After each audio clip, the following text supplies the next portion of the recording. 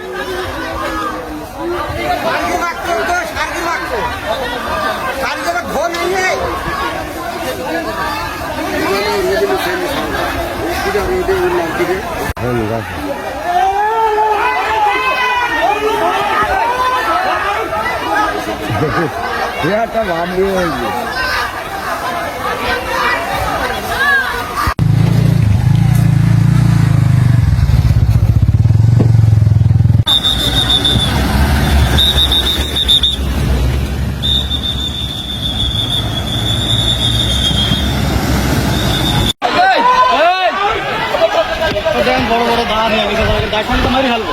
আপনি তো আমাকে ঠেকাছেন,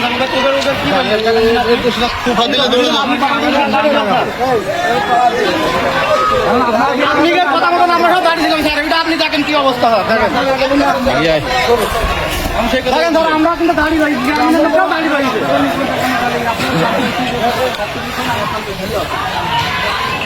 এখানে ওকে দলের প্রতিনিধি ওই জায়গায় দাঁড়িয়ে রয়েছে, তাও একটা কথা বলছে না।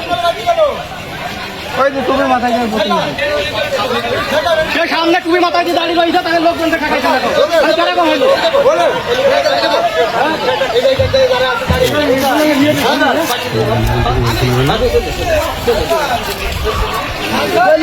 বাদে বানা বলছে, এই বড় বাদে বানা আমরা তো বলছি বড় বাদে বানা।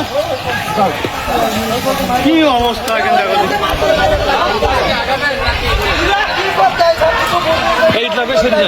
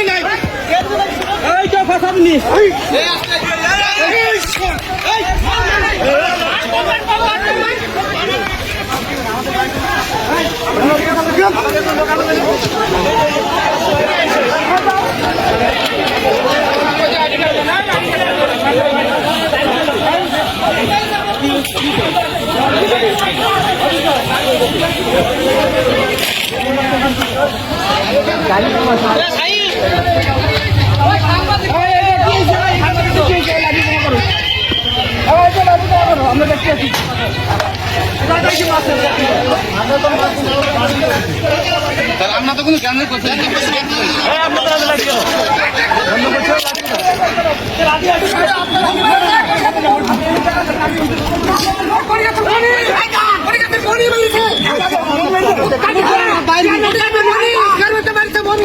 হাত দিয়ে যাবে আপনি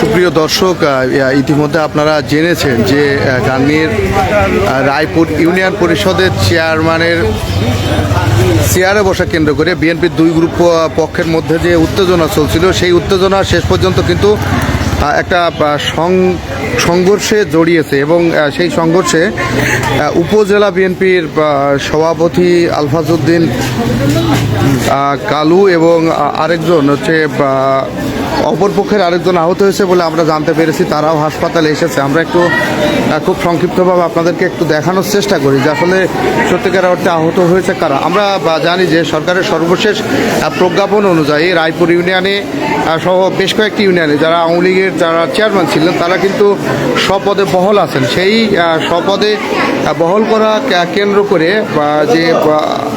যে চেয়ারম্যান ছিলেন, চেয়ারম্যানের পক্ষে নিয়েছেন বিএনপির একটা পক্ষ, আর আরেকটা পক্ষ তার এনটি পক্ষ অর্থাৎ যে শারগিদুল ইসলাম ইউপি সদস্য যিনি প্যানেল চেয়ারম্যান হিসাবে দায়িত্ব পালন করছেন তার একটা পক্ষ। এই দুই পক্ষর মধ্যেই কিন্তু উত্তেজনা চলছিল।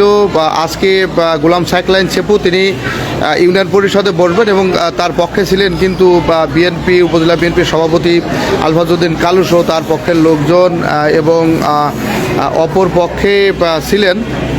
অপরপক্ষে ছিলেন হচ্ছে এখানে যদি আমরা বলতে পারি যে সাবেক এমপি আমজাদ হোসেন বা সাবেক উপজেলা চেয়ারম্যান আসাদুজ্জামান বাবলুর যে পক্ষটি রয়েছেন সেই পক্ষের লোকজন কিন্তু শারগিদুল আলমের পক্ষে ছিলেন। তাহলে আমরা এখানে দেখলাম যে আমরা যে বিএনপির দুই পক্ষই কিন্তু এখানে তারা সংঘর্ষে জড়িয়েছে আওয়ামী লীগের চেয়ারম্যানকে চেয়ারে বসা কেন্দ্র করে। এটা একটা আসলে কিভাবে দর্শকরা দেখছে আমি জানি না। তো আরেকটু আমরা আপনাদেরকে আহতের যে বিষয়টা জানাইতে চাচ্ছিলাম, আসলে হাসপাতালের মধ্যে নেটওয়ার্কের সমস্যার কারণে আমি লাইভ দিতে বাইরে চলে গিয়েছিলাম। এখানে ভিতরে কে কে আছে? দুজন আছে। কে কে নাম পেয়েছেন? আমরা একটু দেখাই আপনাদের কে কে আসা হতো। এটা কি ওই রায়পুরে? কি নাম? বকুল চেয়ারম্যানের সাথে ছিল বলতে।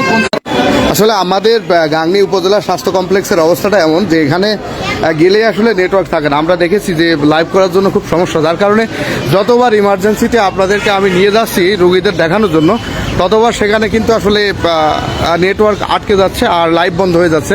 তার কারণে আমি একটু বলি, আমরা যেটা দেখে আসলাম যে এখানে উপজেলা বিএনপির সভাপতি আলফাজউদ্দিন কালু এবং তার সাথে থাকা একজন নাম, তার নাম হচ্ছে বকুল, আর আরেকটা হচ্ছে যে শারগিদুল পক্ষের খায়রুল এবং আরেকজন মানুষ আছেন। মোট চারজন মানুষ এখানে হাসপাতালে তারা ভর্তি হয়েছেন এবং চারজনে কিন্তু আমরা দেখেছি যে মোটামুটি রক্তাক্ত জখম নিয়েই তারা ভর্তি হয়েছেন।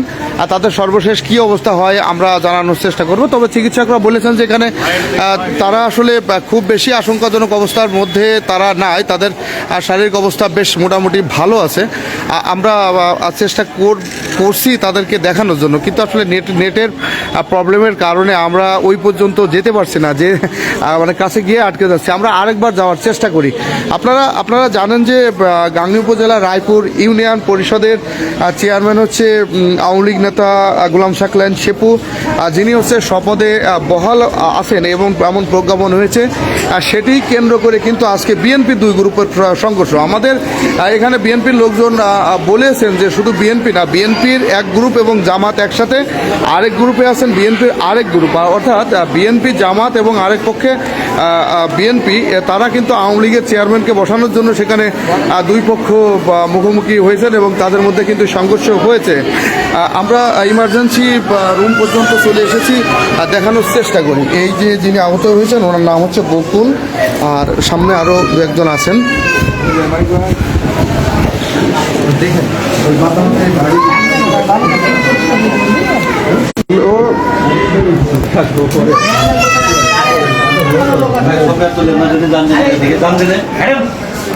মানুষ মৃত্যু দেয় ছবি তোলা দিবে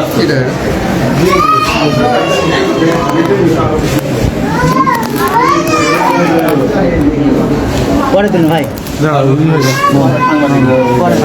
হয়ে গেছে আমার কাজ হয়ে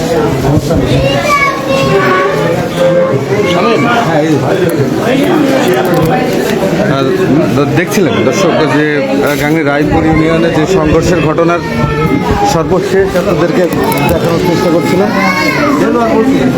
এই ইতিমধ্যেই আইন শৃঙ্খলা রক্ষাকারী বাহিনীর সদস্যরা এসেছেন, বিএনপির যারা নেতাকর্মীরা তারা এসেছেন। পরবর্তীতে কি হয় এবং আরও কেউ আহত রয়েছেন কিনা সেই বিষয়গুলি সম্পর্কে আমরা পরবর্তীতে আপনাদেরকে আপডেট জানানোর চেষ্টা করব। আমাদের সাথে থাকবেন। ধন্যবাদ সকলকে।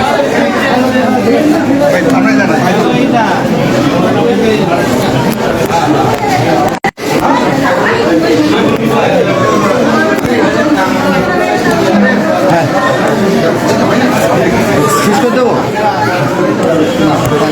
শেষ করে দিলাম, শেষ করে দিলাম।